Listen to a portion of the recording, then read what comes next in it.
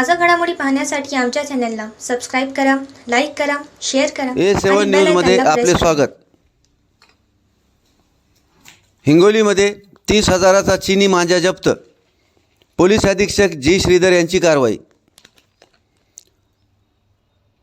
Police अधीक्षक जी श्रीधर यांनी हिंगोली जिल्ह्यात चीनी मांजा विक्रीवर आळा घालण्यासाठी वेगवेगळी पथके स्थापन केली आहेत।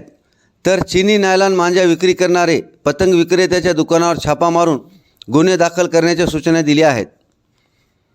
या अनुषंगाने स्थानिक गुन्हे शाखेचे पोलीस निरीक्षक विकास पाटील यांच्या मार्गदर्शनाखाली हिंगोली जिल्ह्यात नायलॉन मांजा विक्री संदर्भाने कारवाई चालू आहे। आज रोजी पोलीस स्टेशन हिंगोली ग्रामीण हद्दीत खटकाळी बायपास परिसरात राणी सती मंदिराजवळ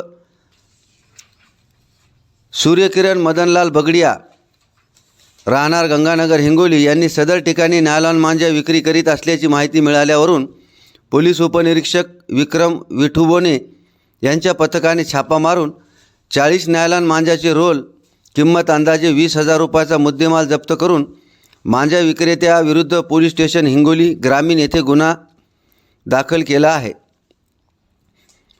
तसेच पोलीस उपनिरीक्षक माधव जिव्हारे यांच्या पथकाने पोलीस स्टेशन हिंगोली शहर हद्दीतील हरण चौक येथील इसम नामे महेश बालाराम मुदिराज यांचे दुकानावर छापा मारून नायलॉन मांजाचे 9 रोल किंमत 4,500 रुपयाचा मुद्देमाल जप्त करून सदर इसमाविरुद्ध पोलीस स्टेशन हिंगोली शहर येथे गुन्हा दाखल करण्यात आला आहे।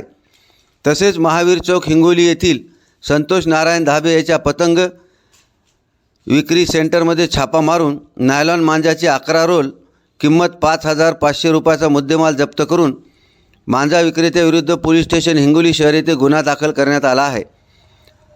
तसेच सहपोलीस निरीक्षक शिवसाम घेवारे यांच्या पथकाने सावरकरनगर हिंगोली येथील शाहूनगर विक्री सेंटर येथे तसेच कळमनुरी व शिरसम येथे सुद्धा पतंग विक्री दुकानात छापे मारून नायलॉन मांजा विक्री संदर्भात झाडाझडती घेण्यात आली आहे। तसेच सहपोलीस निरीक्षक राजेश मलपिल्लू यांचे पथक वसमत शहर व परिसरात नायलॉन मांजा विक्री संदर्भात पतंग विक्रेत्यांच्या दुकानांची झाडाझडती घेत आहेत। A7 न्यूजसाठी अनिस अहमद, हिंगोली।